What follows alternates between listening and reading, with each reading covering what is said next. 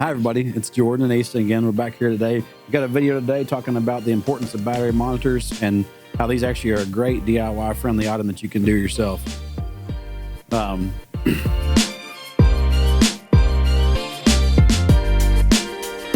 So we're going to show you two affordable options that you've got to monitor batteries. We get a lot of calls, people saying, I've either got a lithium battery bank or I got a lead acid battery bank, but I don't truly know what the actual state of charge of that battery bank is. The good thing about, obviously, with a lead acid or an AGM battery, you can look at voltage and somewhat determine kind of where your battery sits at. When you're talking about things like lithium batteries, the voltage stays pretty much stable until it's at the point of shutoff. So without having an accurate state of charge monitor, it's really hard to tell where my battery bank sits at this point. You can come to it and it's sitting at 13.2, and that could be 50%, and it could be 13.2 and almost be full. Without having something like this, you're really never going to know. If you're going with one like this one here, this one's actually what they just refer to as a SmartShunt. It's made by Victron. It's got, true shunt technology in there. You actually just look at this one on a phone or a tablet view, and it's going to show you things like voltage, amperage, your current flow, current consumed amp hours, estimated time to go, things like that. You're going to have a great readout. You just have to have a smart device to actually be able to look at this. So again, smartphone, Android, Apple, tablet, things like that, you'll be able to see this device right here. This one does exactly the same thing, but it's also got the display as well. So you can actually come to it, actually mount it in the RV, boat, whatever, and actually just look at the display, not have to worry about finding your tablet, finding your phone, looking it up, cook it just at a glance, look at the screen on there. This one actually too will give you like an audible and visual alert warnings if you were getting low state of charge, low battery. This screen's going to start beeping and flashing at you. This won't make a sound to you. So kind of a benefit to this one over this one. But if you're just looking to get into it and monitor it and you want to spend as least amount as possible, you can get into this one about $100. It's going to get you the perfect amount of monitoring you're going to need for a battery bank. So Jordan, how easy do you think this would be to install for your everyday average person? I mean, say I didn't know anything about any kind of electrical which is about what he knows now. It's about what you know now. For a real professional like myself, I'm just kidding. So a professional, honestly, it would take us probably 30 minutes to put that thing in. By the time we move all the negatives off the battery bank, off like it's supposed to be, mount it to the shunt, make a new cable to the battery bank. I really don't think a DIY should take more than an hour, 2 hours tops, let's say. Cool.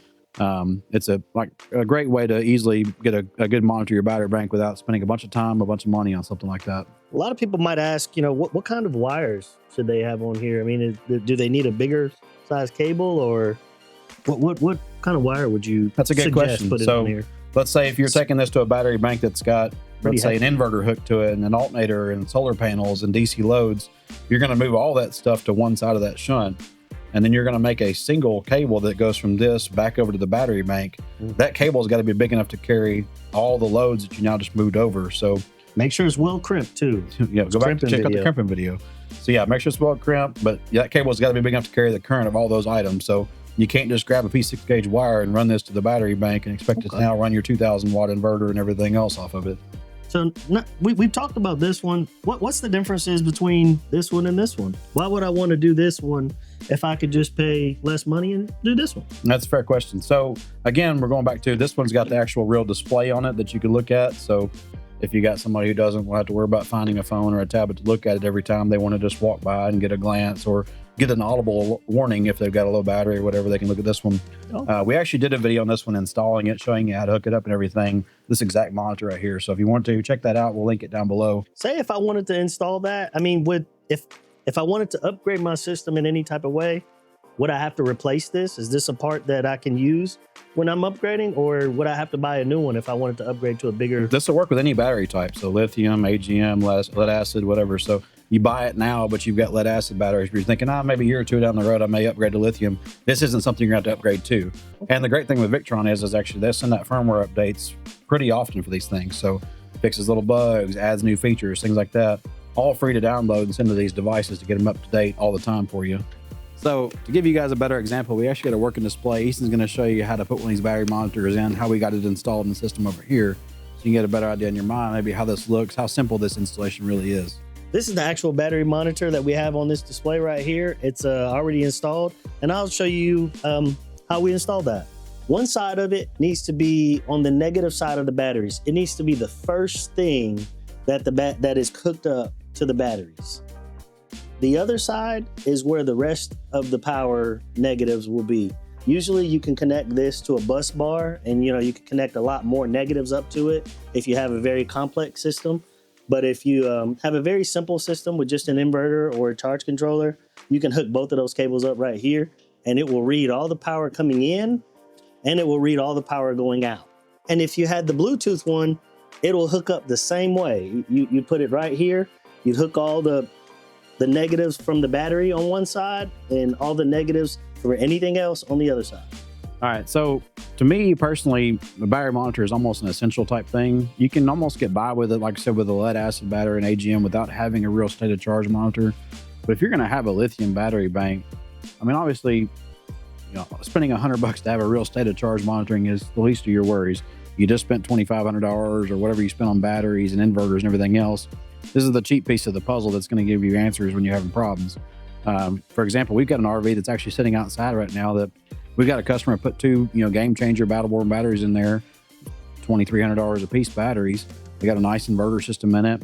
They brought the coach to us because they think the batteries are having problems, but they really don't have a way to tell.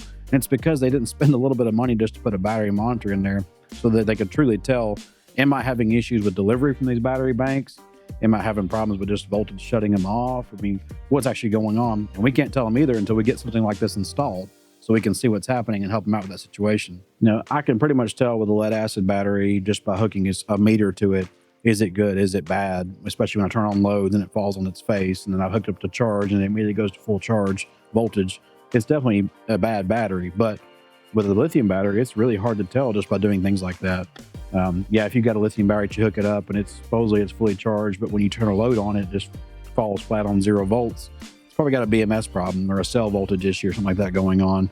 But if you just got one that's got a capacity problem, you cannot tell that without having something that actually measures capacity. I mean, the other thing is you're just kind of flying blind in your RV to know what your fuel tank left is on your batteries. Am I starting tonight off with 20% battery and I'm never going to make it through the night running this heater, or are my batteries full like I think they are and I'm going to be good to go? You can't tell any of that stuff without having something like this that gives you that information. So in I guess in layman's term, that's basically just a tank sensor. Yeah, I tell people it's like a fuel gauge for your batteries. Essentially, it's basically the way it tells you empty.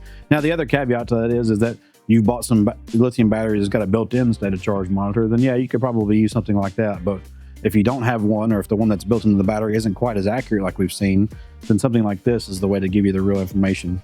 If you've got issues with your battery bank and you call us up and we say, okay, do you have a state of charge monitor? And you see, I've got one of these Victron battery monitors. That's perfect information. Great. Pull that app up while we're on the phone. Tell me the readings that you're getting off of it. I'm going to also ask you to go into the settings, make sure you got it set up correctly, because if you don't have it set right, that's the other key point to this. You don't set it correctly, everything's going to be out of whack anyway, so it kind of defeated the purpose. But you got it set correctly. Then I'm going to ask you, okay, what's the state of charge? What's the voltage? Turn on some loads. What's the current reading? All that stuff. And we're going to figure out quickly over the phone, you got a bad battery or not. Otherwise, it's bring it to me so I can hook one of these things up and do some load testing and charge you a couple hours labor to figure this thing out for you. Does that track historical data? Does it have a history? If, say, something was happening in the past, 15 days, would I be able to see that dip, or what would I be able to see with that? No. Yeah, this actually will track historical data in there, so you can go into the app. You can look at overall history in there. You can look at history. You can see what my deepest depth of discharge was. What my last time I fully recharged the batteries, when that was. It's going to give you a lot of information on the history tab in there that you're going to need to be able to tell maybe what an issue is going on. Will it show how many times I cycled my batteries? Yeah, it does cycle counts. Okay. If you go to the history tab, I got the deepest discharge amount that I took the bank to. I got the last discharge. So the last time I actually ran the batteries down, how low did I go with it? Mm-hmm. Average discharge. So, that's 15 days of use. What's my average discharge amount that I used? You got the charge cycles that you've had. The time since it was last fully charged, the amount of times that it went back to a full charge synchronization, minimum battery voltage, maximum battery voltage. So a lot of great information there. I'm not even naming it all off. There's a bunch of stuff to look at in this thing. This battery monitor, it also has Bluetooth, but if you're not using the Bluetooth from your phone, you can use the screen. So it's just as good. Press the plus or minus, and that will scroll you through your options. So right here, it shows me, and I have 0 amps going through this right here. You press the minus again, 0 watts going through it. Press the minus again, 0 amp hours in it. Crazy. That's 0 consumed amp hours. That means you haven't used any of your battery bank. Oh, okay. And then I got 100%. Oh, okay, so I see 100% right here. Then I got full battery life, and I can do this infinitely. So he did listen, and he did learn something. So the consumed amp hour is actually a cool way to tell too if the battery monitored reading is correct or not. So you got a reading that's saying, well, I got a 200 amp hour battery bank and it says I'm at 30%, but I look at my consumed amp hours, I'm only down 100 amp hours, and I know I'm actually 50%, and that reading is either wrong or I've got it programmed incorrectly. I got a reading here. It says temperature. What does that do for temperature? Yeah, so these actually have an accessory port that you can use on them. The SmartShunt does too, where you can actually, instead of using just a voltage sense wire, you can actually use a temperature sensor. So it's not only going to give you the voltage, it's going to tell you the temperature of the batteries it's connected to. So right now it's telling us that our battery is sitting at about 72 degrees on the actual terminal where that sensor is mounted. Man, getting all this information from just, $100 shunt sure does sound worth it. Well, you're wrong. This one's 170. Oh. But you could spend the $100 on the SmartShunt and get the same information. You're just only going to see it here. Okay. So that's our overview on, affordable options for a shunt that you can put on your own system. I don't think it takes much to monitor your batteries. This is definitely going to be one of the first steps that you want to take if you really care about your batteries and you want to protect your investments. A lot of people don't even know that they need these particular products. That's why we made this video. We do get a lot of calls, asking us, hey, I don't know if my batteries are good or bad, or, they don't know the state at all of their batteries. And, this is just a simple trick that could get you on the right track. If you guys like this video, please like and subscribe to our channel. If you have any ideas of any other videos that you want to see, you can comment down below. All right, so if you like the shunt and you think that's the best way to look at it, go ahead and give us a like down below. Now, if you think the 712 is a better way to look at it, go ahead and give us a follow, and that way we know which one wins. We can keep track of these things. Until next time, everybody.